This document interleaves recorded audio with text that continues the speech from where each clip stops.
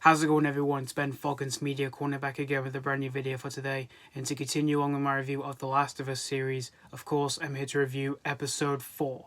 Now, this episode was directed by Jeremy Webb, and in this episode, after what we saw at the ending of episode 3, where we see Joel and Ellie leave Bill and Frank's home after they got the supplies they need to help them continue on with their journey to get to the Fireflies, we see both of these characters travel to Kansas City, and from there, we truly get to see the whole bond between Joel and Ellie. So that's pretty much the whole synopsis for episode 4 of The Last of Us. Now, the last 3 episodes I thought were absolute perfection, and the best way I can describe what I think of the 3 episodes I've seen so far, the first episode was a perfect start-up, the second episode was a beautiful yet suspenseful episode, and the third episode was one of the most heartbreaking episodes that I've ever seen for a TV show ever.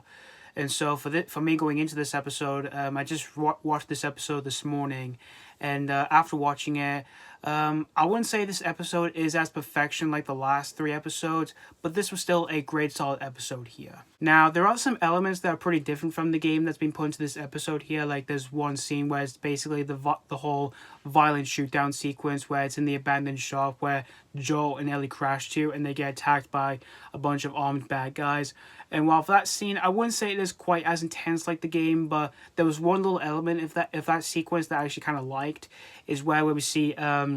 Ellie wielding a gun, and then we see like how Joel sees Ellie with the gun, and once she uses the gun to shoot the bad guy that's trying to kill Joel,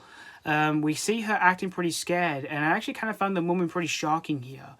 since I really felt for Ellie and all of that. But once after that happens, we see Joel and Ellie having a conversation about killing, and I found that moment pretty adorable here, because we get to see Joel giving Ellie the gun, and once she gets the gun, you could tell in the face that she's really excited, and I found that moment really sweet. And another change that's been put into this episode here that is pretty different from the game is the introduction to Henry and Sam. And the way it showcased it here, and the way it showcased it all out here, is a cliffhanger. And while I didn't like it as much like as they were introduced in the game or anything like that, but I am kind of curious to see where it goes for here, because like I said, the way they showcase the whole introduction to those characters is far more different than the game here. And this episode also showcases some new characters here, where we introduced to the ones that we never saw in this game, in which they are called Kathleen and Perry. And these 2 characters are the ones that are trying to hunt down Henry and Sam, since they have a serious grudge on them and all that. And this episode is pretty shorter than the last 3 episodes. And while the first episode was an hour and 20 minutes, the third episode was an hour and 15 minutes, and the second episode was pretty shorter than those 2 because that was 52 minutes. This episode is 45 minutes, and it plays out pretty quickly here than episode 2 and all that. And this episode manages to provide some charming moments here, which I really adored here. It's where we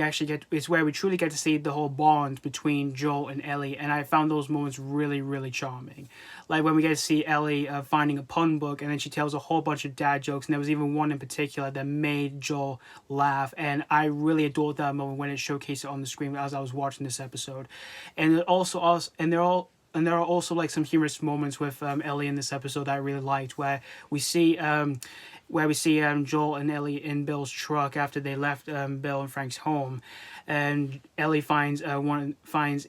magazine that has a bunch of men on it, and she cracks up a bunch of jokes and all that, and I found that moment really funny in the episode as well.